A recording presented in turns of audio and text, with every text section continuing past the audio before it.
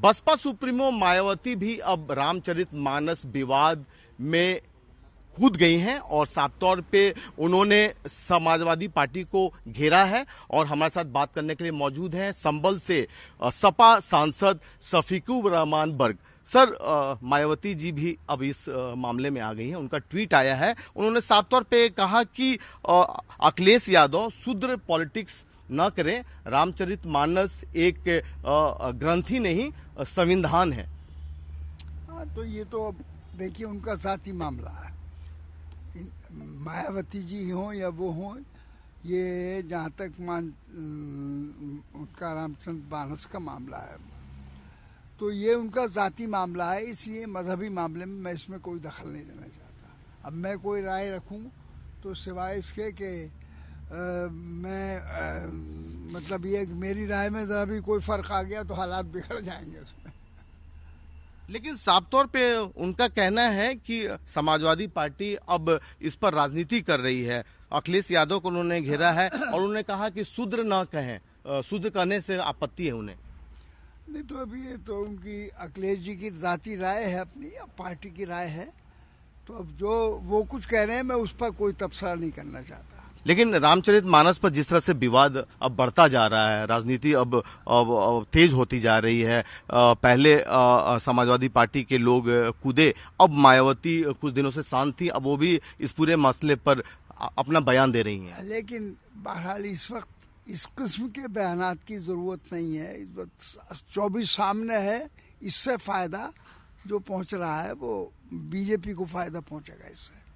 और हम चाहते हैं कि बीजेपी कंडेम हो। बीजेपी ने जो कुछ भी हालात पैदा किए हैं, चाहे वो मजहबी मामलात में है या देश के जो सामाजिक हालात हैं, तो उनमें नफरत फैलाई है। 24 सामने है उनको, उसको उस पर पर्दा डालने के लिए उनकी जो कुछ भी कमियां हैं, अभी बजट आया, अभी बजट के अंदर भी बहुत ज़्यादा कमियां हैं, समझिए।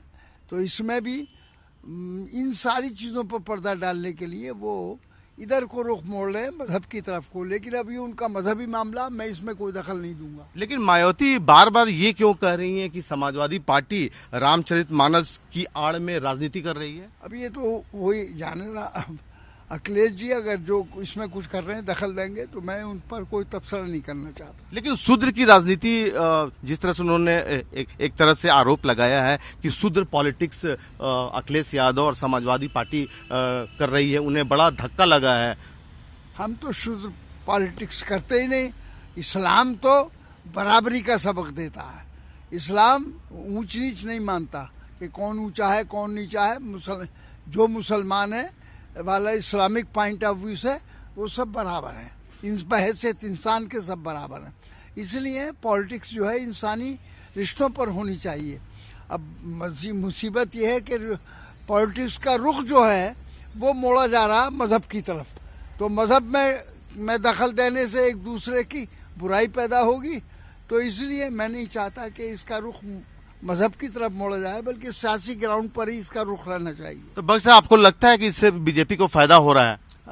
ना, बीजेपी तो चाहती है कि बीजेपी जो है नफरत की पॉलिसी चाहती है और जो उसकी कमियां हैं उन पर पर्दा डालने के लिए वो ये सब काम कराती है। तो बख्श साहब, आप ये भी मानेंगे कि बीजेपी और बसपा अब एक हो रही है इस पूरे मसले पर, अब सपा को दूर करना चाहती है राजनीति से 2024 को लेकर? नहीं, अभी मैं ये नहीं कह सकता कि वो एक हो रही है।